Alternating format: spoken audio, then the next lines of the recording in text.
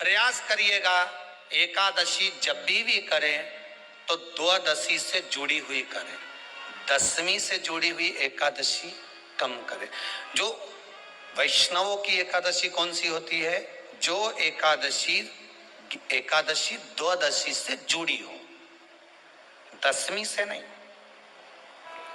दशमी से जुड़ी हुई एकादशी व्रत कहलाती है और द्वादशी से जुड़ी हुई एकादशी पुण्य फल प्रदान कर कर वैष्णवों को भगवान के चरण में छोड़ आती है। इसलिए एकादशी द्वादशी से जुड़ी हुई होना चाहिए।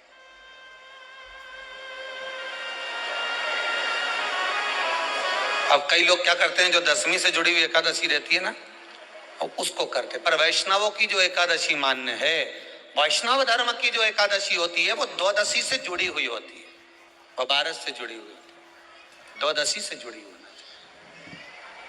महाराज। तो वो वैष्णव जो एकादशी होती है, वैष्णवों की एकादशी होती है, वो द्वादशी से जुड़ी हुई पूर्णता का सुख देने वाली होती है।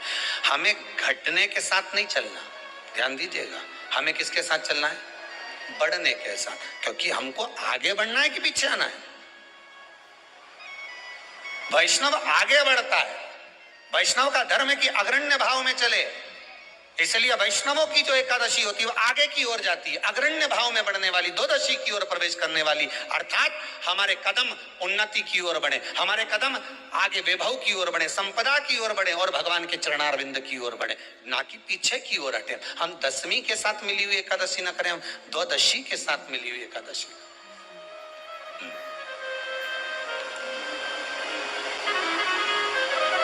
वैष्णव एकादशी। फिर अगला वर्णन किया गया महाराज, शास्त्र कहता है, अगला वर्णन जो किया गया उसमें बताया, प्रयास करें जिस दिन एकादशी हो उस दिन घर में बुआरी झाड़ू आदि जो लगती है वो दूसरा लगा ले। क्यों? उसका वर्णन है, अगर आप बुआरी लगाएंगे, झाड़ू लगाएंगे, पोछा लगाएंगे तो हो सकता है कोई जीव आपके हाथ के द्वारा मर जाए। तभी एक बार ये कथा हमने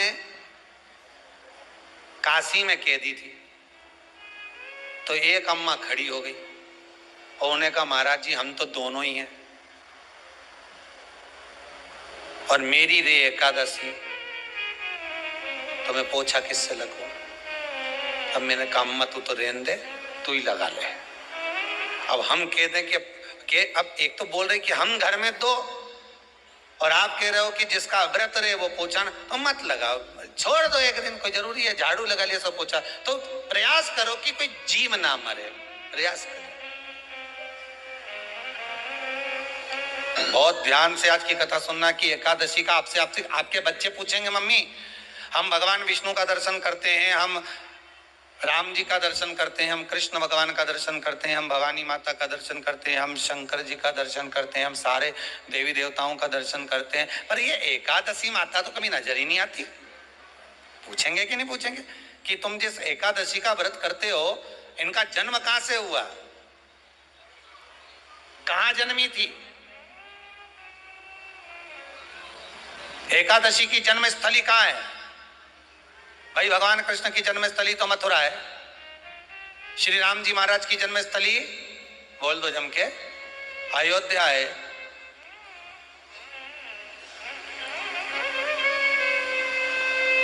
कोई आपसे पूछ ले कि एकादशी की जन्मस्थली कहाँ है, तो आधे लोग तो बाल खुजाने में लग जाएंगे कि एकादशी आखिर पैदा कहाँ हुई थी, जन्म कहाँ लिया था, इसका जन्म हुआ कहाँ था, कहाँ जन्मी थी ये?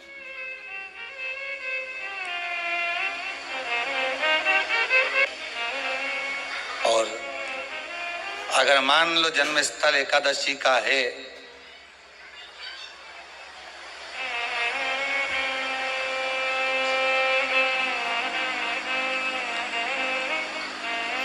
और एकादशी अगर जन्मी है, उसका जन्म हुआ है और दुनिया के लोग इतना व्रत करते हैं, उपवास करते हैं, तो फिर इसका जन्म स्थल कहां होगा? तो कहा इसका जो जन्म स्थल है वो बद्रीनाथ। कहां पर है? बद्रीनाथ। और उस बद्री विशाल में भी एक गुफा जिसका नाम है हेमवती। क्या नाम है? हेमवती। उस गुफा में एकादशी का जन्म स्थल है। बद्री विशाल में हेमवती गुफा, जो 12 योजन अंदर प्रवेश करने जितनी है, 12 योजन की गुफा के अंदर, हेमवती के अंदर एकादशी का प्रकट हुआ था, एकादशी का जन्म हुआ था।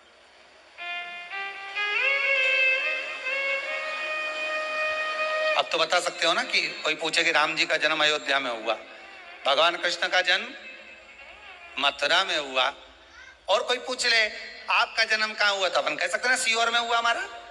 और आपसे कोई पूछे कहाँ हुए, तो कहे इंदौर में हुए, कि देवास में हुए, कि भोपाल में हुए, कि मुंबई में हुए, कि पूना में हुए, आपका तो बता दोगे। पर बच्चे आपसे पूछ ले मम्मी तू इतनी एकादशी का व्रत करती है, एकादशी का तू व्रत करती है, और सबको करा देती है कि वल्लभ कुल की एकादशी करो, भले बकरी जैसे चरो पर एकादशी करो, और सबको एकादशी कराया, तो कोई पूछ ले कि एकादशी का जन्म कहाँ हुआ था, तो आप कह सकते हो कि बद्री विशाल में, हेमावती में, बद्री विशाल के हेमवती गुफा के अंदर जो 12 योजन की गुफा है, उस गुफा में एकादशी का जन्म हुआ। कब हुआ?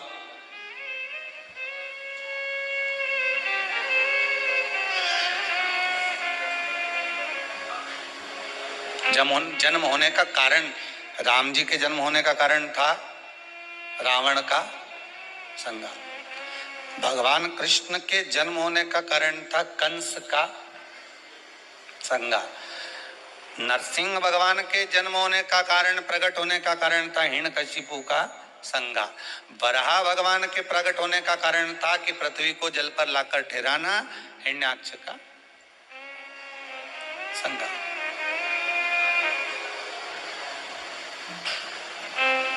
तो फिर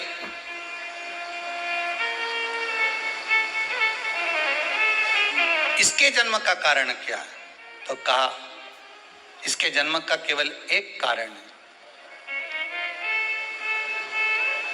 सतयुग में, अब एक और बात का बहुत ध्यान दीजिएगा महाराज, सतयुग एक बार नहीं हुआ कि तुम सोचो कि सतयुग के बाद में द्वापर, त्रेता आ गया, त्रेता के बाद द्वापर आ गया, द्वापर के बाद कलयुग। एक सतयुग नहीं है, एक त्रेता नहीं है, एक द्वापर नहीं है, ना जाने कितने कितने सतयुग निकल गए, ना जाने कितने कितने द्वापर, त्रेता, कलयुग, ना जाने कितने निकल गए।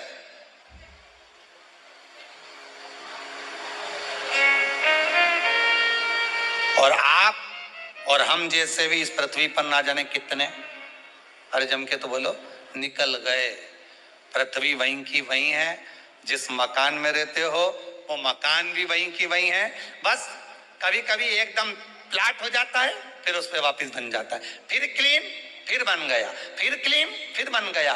ना जाने कितने कितने कितने कितने जन्म हम ले चुके हैं, और हमारे भी आगे का जन्म कितने जन्म होते रहेंगे। जमीन वहीं की वहीं रह जाएगी और अपन चले जाए, बस वो जगह वहीं रह गई। जो पहले परदादाजी की थी, दादाजी को मिल गई, दादाजी की थी, पिताजी को मिल गई, पिताजी की थी, उनके बेटे को मिल गई, उनके बेटे से उनको बेटों को मिल गई। मिलते मिलते मिलते मिलते कब वो जमीन भी बिक गई समय की अवस्था में, फिर दूसरे की हो गई, और हम सोच कर रह गए कि ये हमारा है, हम इसके लिए लड़ाई करें, झगड़ा करें।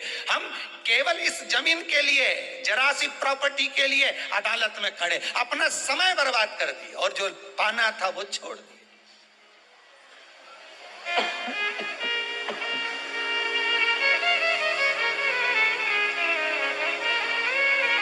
जो पाना था वो छोड़ दिया।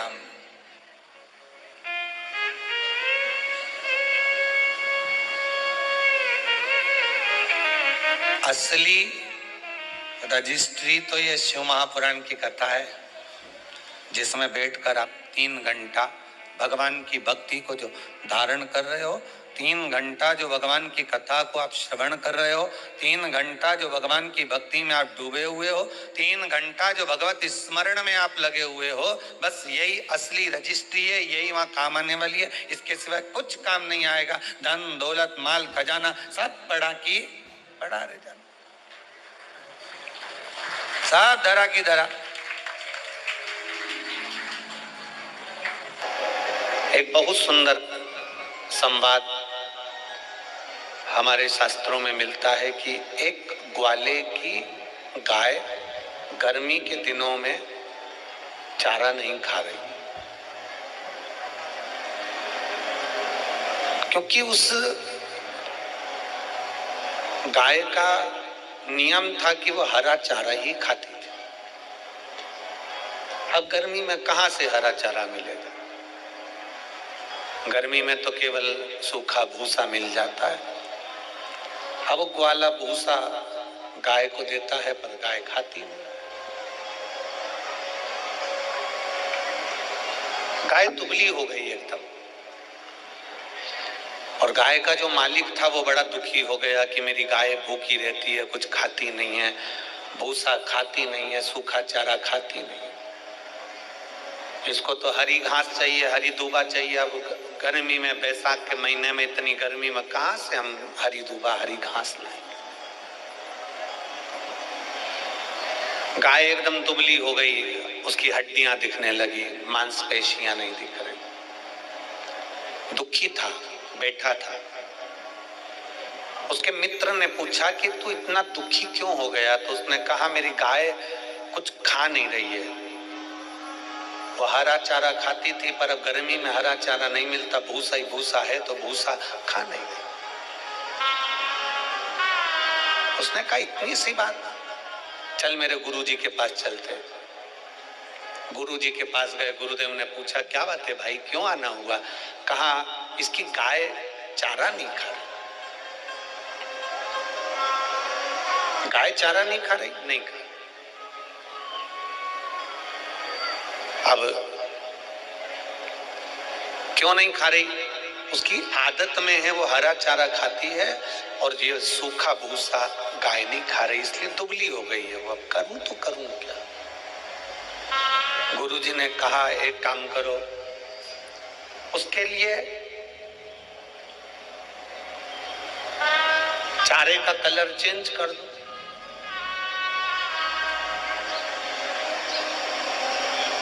व्यक्ति ने कहा इतने सारे चारे का कलर कैसे बदलूंगा मैं? तो गुरुजी ने कहा चारे का कलर चेंज करने के लिए चारे में कलर डालने की जरूरत नहीं है।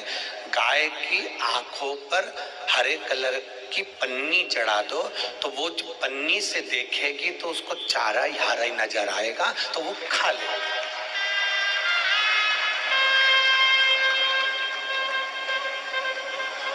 बहुत ध्यान देना, इस चरित्र को केवल गाय के चरित्र से अपने को अपना चरित्र देखना है। ये पूरी दुनिया भूसा है।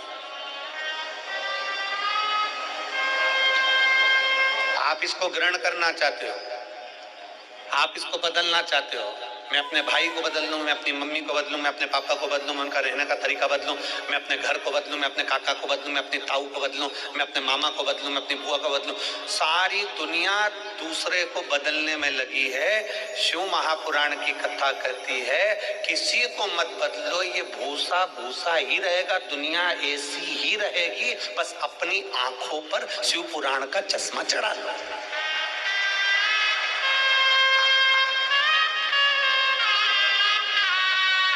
दुनिया बदल सकते हो क्या आप?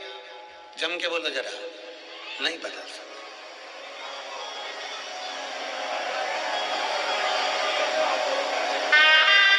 सारी दुनिया चिल्ला रही है सनातन धर्म को बचा लो रे, सनातन धर्म को बचा लो रे, सनातन धर्म को बचा लो रे। उसके बाद भी लोग सनातन धर्म पर उंगली उठाते हैं और सनातन धर्म को गालियां देते हैं, अपने अपनों को गालियां देते हैं, तो फिर कैसे बचे? आप दुनिया को नहीं बदल सकते, ये ऐसी ही रहने वाली है। भूसा कभी हरा चारा नहीं बन सकता, उसमें कितना भी कलर मिला। चतुरता गुरु से सीखो। गुरु जी ने कहा गाय के ऊपर हरे कलर की उसकी आंखों पर पन्नी चढ़ा दो तो उसको चारा हरा दिखने लगेगा। उसी तरह अपने को, दुनिया को नहीं बदलना, अपन अपनी आंखों पर भगवान के नाम का ऐसा चश्मा चढ़ाओ जिससे हर एक में शिव नजर आना प्रारंभ हो जाए, हर एक में परमात्मा नजर आना प्रारंभ हो जाए। हम अपनी दृष्टि से कभी कुछ गलत देखे ही ना। जिस दिन अपनी वाणी से सुबह 4 बजे से लेकर रात्रि को सोते समय तक तुम्हारी अपनी वाणी से तुमने किसी को अपशब्द नहीं कहा, तुम्हारे मुख से निंदा नहीं निकली, तुम्हारे मुख से अपशब्द नहीं निकला, तुम्हारे मुख से किसी की बुराई नहीं निकली, तुम्हारे मुख से किसी के लिए गाली नहीं निकली, तो समझ लेना वो दिन तुम्हारा नहीं था, तुम्हारे पूर्वजों का, तुम्हारे पितरों का, तुम्हारे पितरों का, तुम्हारे भगवान का दिन था।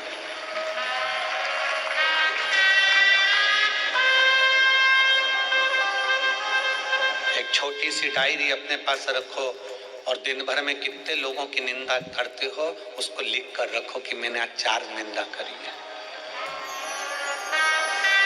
मैंने कितने लोगों को गाली दी, मैंने कितने लोगों को अपशब्द कहा। ये वाणी जो दी है ना, परमात्मा ने ये भजन करने के लिए दी है।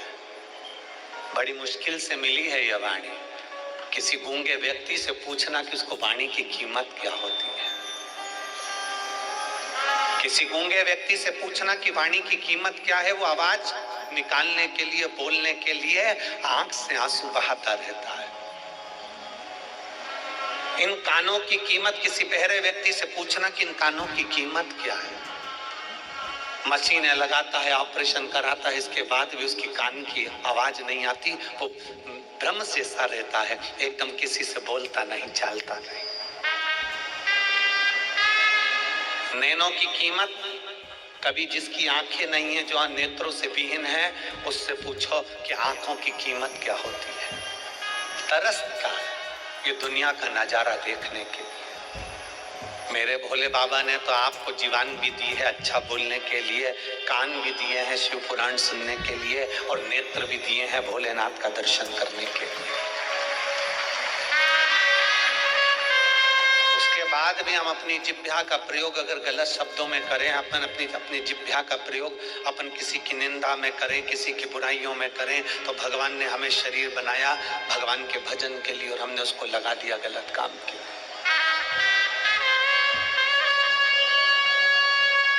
हमें दुनिया को नहीं बदलना।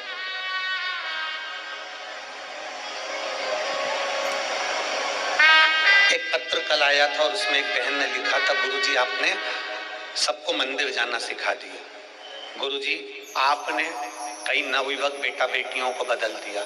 मैं हाथ जोड़कर निवेदन करूंगा, कभी ये मत कहना कि हमने बदल दिया। वो तो आपने अपनी आंखों पर शंकर की शिव पुराण का चश्मा लगा लिया, इसलिए तुम्हें दुनिया बदली बदलाई नजर आ रही है। सियोर वाले महाराज की सामर्थ्यता नहीं है कि वो किसी को बदल दे।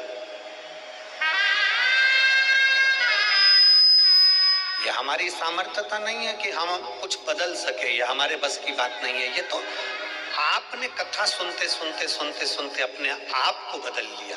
जब अपने आप को बदला, आपने मंदिर जाना चालू करा, आपने पशुपति व्रत करना प्रारंभ करा, आपने बेलपत्र चढ़ाना प्रारंभ करा, आपने धतूरा चढ़ाना प्रारंभ करा, आपने मंदिर में सफाई करना प्रारंभ करा, तो पड़ोसन को लगा कि रोज मंदिर में जल चढ़ा रही है इसलिए भगवान इसकी सुन रहा है, तो पड़ोसन मंदिर जाना प्रारंभ करी। पड़ोसन को देखकर धड़ोसन जाना प्रारंभ करी, धड़ोसन को देखकर अड़ोसन जाना प्रारंभ करी। हम नहीं बदले, अर्थात हमने किसी को नहीं बदला, आपने अपनी दिनचर्या बदल ली, आपने अपना जीवन बदल लिया। तो आपने अपने पूरे के पूरे परतवाड़ा को, अमरावती को, सिरज गांव को, बलगांव को, अंजन गांव को, जितने जितने गांव हैं सबको तुमने बदला।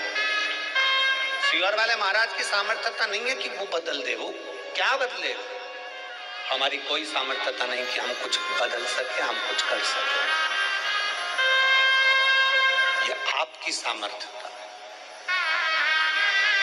और बुरा जो देखन में चली और बुरा न मिलिया कोई। संसार में बुरा कोई नहीं है, हमने पहले दिन की कथा में कहा था, ना सास बुरी होती है, ना ननद बुरी होती है, ना बहू बुरी होती है। अगर बहू बुरी होती तो सास अपनी जेवर तोड़वाकर बहू को चढ़ावे में नहीं चढ़ाते। बोलो सही है? और अगर बहू सास बुरी होती तो वो जेवर नहीं देती, वो कपड़े नहीं देती, वो गालियां ही देती।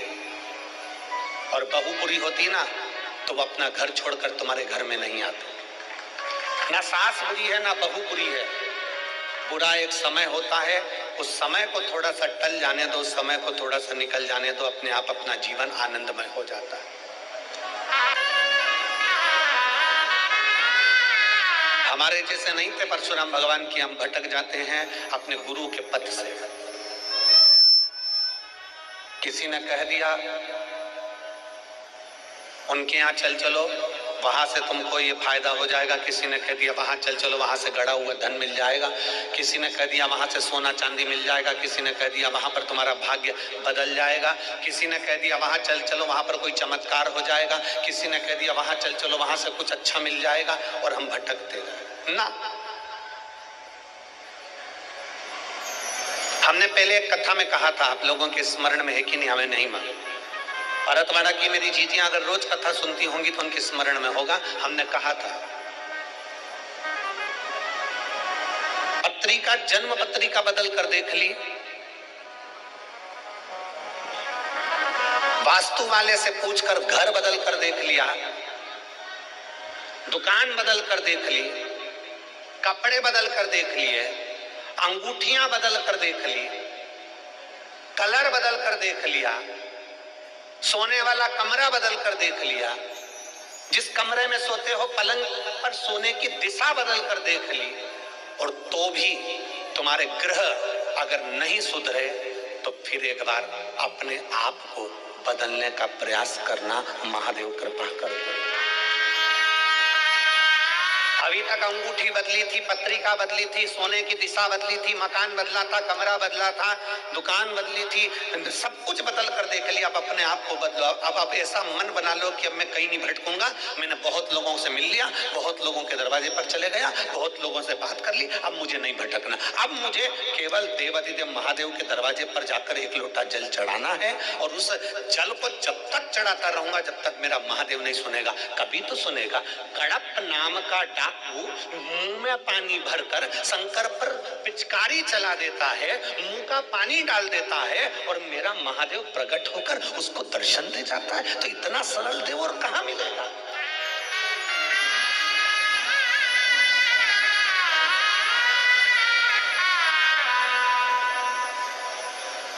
इतना सरल देव कहां प्राप्त हो? विचार करिए। हम दुनिया में रहते हैं ना, हम हमारे मोहल्ले को बदलने का प्रयास कर रहे हैं। मेरे कॉलोनी के लोग बदलना चाहिए, मैं जैसा बोलूं ना वैसा करना।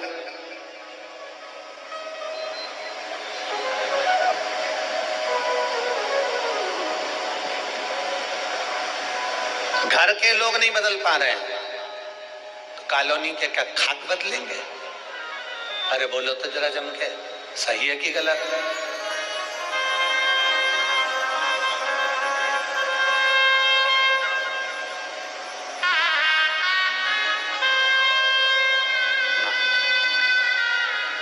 व्यर्थ की बातें हैं कि हम इसको बदल देंगे, हम उसको बदल देंगे।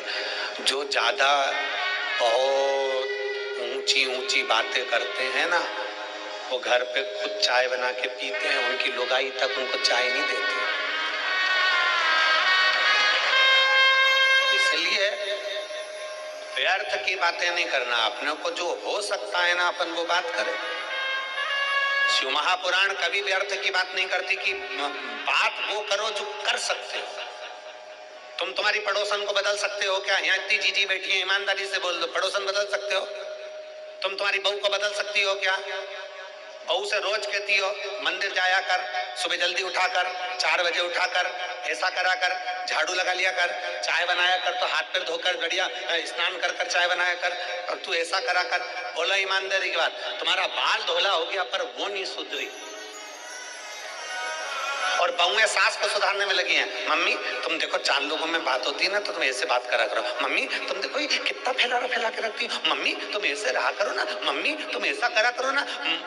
ईमानदारी से बोलो, उसने पूरे बाल सफेद कर लिए, सुधरी तो अब कहीं सुधरे? तो 2 साल की आई हुई तो सुधार देगी। उसके पति से पूछो, तुम्हारे ससुर जी से। और फिर क्या, मम्मी ऐसी रहती, पापा तुम कुछ नहीं बोलते? पापा कहेंगे श्रीमन नारायण नारायण हरि हरि।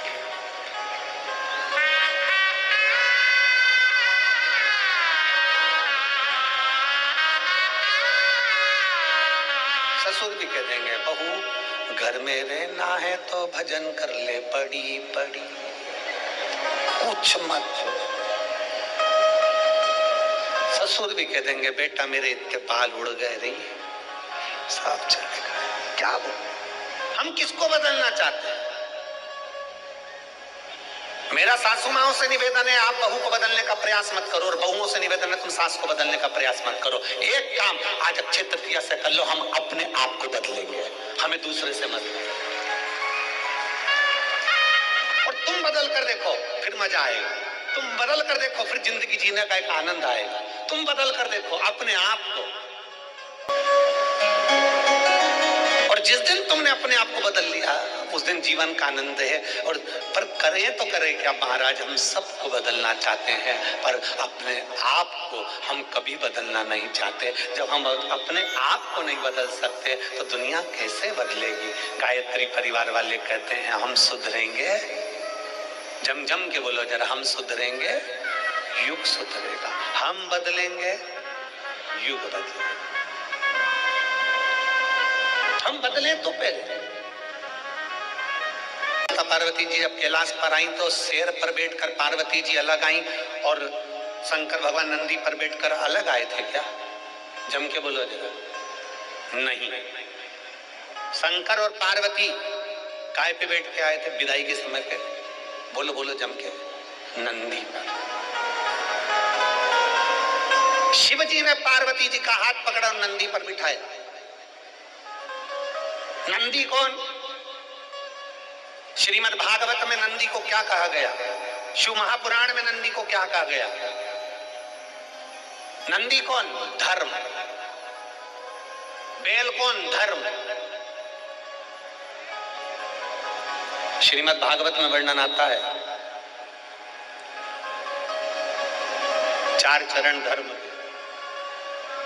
नंदी कौन है? धर्म। पार्वती जी काय पर बैठी हैं? जम के बोलो जरा। शंकर जी के साथ काय पे बैठी है विदाई के समय पर? सब बोलो जितने बैठे हो यहाँ पर। नंदी पे।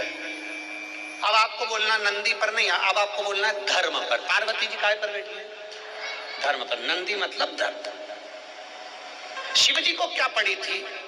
उन्होंने डोली में नहीं बिठाया, उन्होंने रथ पर नहीं बिठाया, उन्होंने शेर पर नहीं बिठाया। शंकर भगवान ने पार्वती जी को नंदी पर बिठाया, धर्म पर बिठाया।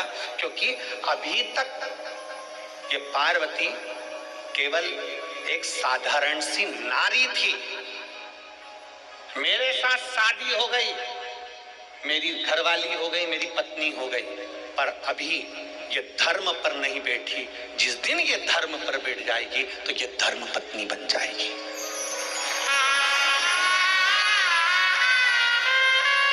अपनी पत्नी को धर्म पत्नी बनाने के लिए धर्म पर बिठाया गया।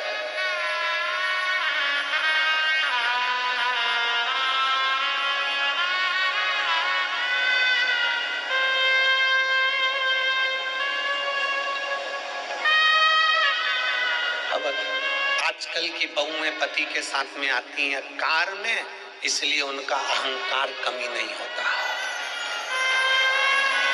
इसलिए उनका अहंकार कम नहीं होता। मेरी माता पार्वती जी आई थी धर्म पर चढ़कर, मेरी माता पार्वती जी आई थी नंदी पर चढ़कर, धर्म की सवारी करी, धर्म पर बैठकर आई अपने पति के साथ, इसलिए धर्म पत्नी कहलाई।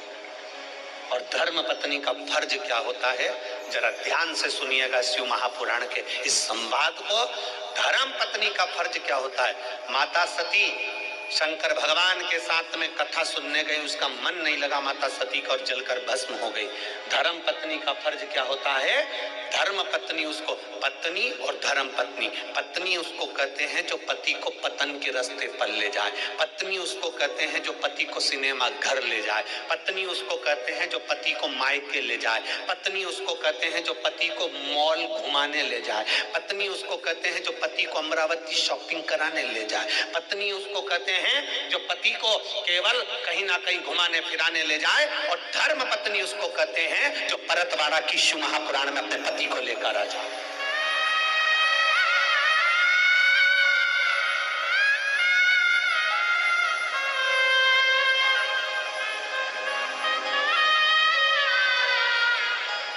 यहाँ इतनी बैठी हैं, आपसे निवेदन है 7 दिन में कम से कम 1 दिन धर्म पत्नी बनने का प्रयास करना।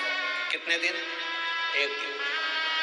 अपने पति के रोज कहना, सुनो परतवाड़ा में कथा चल रही है, अपने गांव में कथा चल रही है, 40 किलोमीटर, 100 किलोमीटर, 150 किलोमीटर, चलो अपन सुन के आते हैं। नहीं, फुर्सत नहीं है, सीजन का टाइम है, अक्षय तृतीया का समय है, शादी ब्याह का समय है, नहीं मैं नहीं जाऊंगा।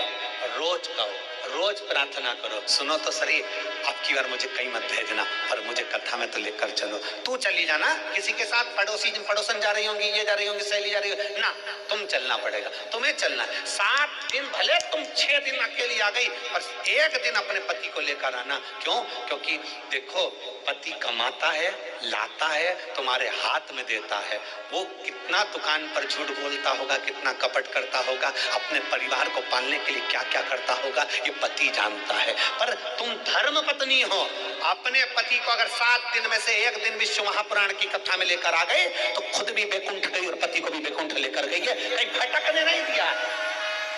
सावित्री का पथ तुम्हारा पथ है, अनसुईया का पथ तुम्हारा पथ है, जानकी जी का पथ तुम्हारा पथ है, राधा जी का पथ तुम्हारा पथ है, वो पथ तुम्हारा छूटना नहीं चाहिए।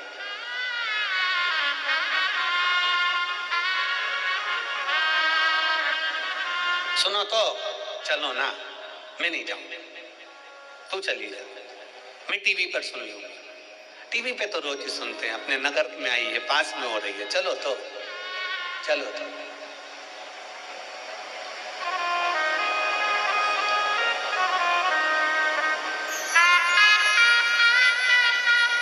थोड़ा चिड़चिड़ करेगा, गुस्सा करेगा, क्रोध करेगा, उनसे कहना चलो अच्छी बात है, तुम कथा में नहीं चलो, कोई बात है, मत चलो, पर मेरे साथ शंकर के मंदिर तो चलो, उतना ही चलो, बहुत। शिव के दरवाजे तक तो जाओ, शिव की चौखट तक तो पहुंचो। पत्नी और धर्म पत्नी में अंतर है। पार्वती मैया धर्म पत्नी थी, इसलिए जैसे ही शादी कर आई नंदी पर बैठ कर आई, नंदी पर बैठ कर आते से ही माता पार्वती मैया जैसे नंदी पर बैठ कर आई, शंकर भगवान ने नंदी पे से पार्वती जी को नीचे उतारा। नीचे उतारने के बाद पार्वती जी से कहा चलो अब यहाँ बैठो। एक बड़ा सा ओटला बना हुआ था, उस ओटले पर पार्वती जी बैठ गई। जैसे ही वो ओटले पर पार्वती जी बैठी, 1 घंटा, 2 घंटा, 3 घंटा, 4 घंटा हो गया। पार्वती जी को जब 4 घंटे हो गए तो उन्होंने भगवान शंकर से पूछा, भोलेनाथ जी प्रभु घर कब चलेगा? पार्वती जी ने पूछा घर कब चलेंगे? शंकर भगवान बोले यही तो घर है।